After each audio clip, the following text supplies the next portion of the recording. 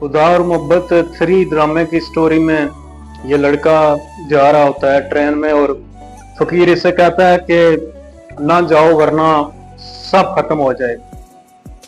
तो ये लड़का बात नहीं मानता, लेकिन फिर इसी निस्बत से क्या होता है कि ये जो इस कहानी में ये लड़का जो है ये मर जाता है।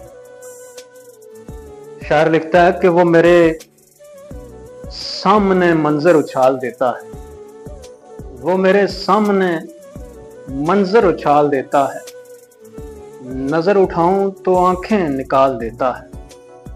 सरिश्त उसकी खुनक चांदनी सही, लेकिन वो चांद सारा समंदर उबाल देता है। और तेरी नजर में नई जिंदगी के मौसम है, तेरा ख्याल मेरी मौत टाल देता है।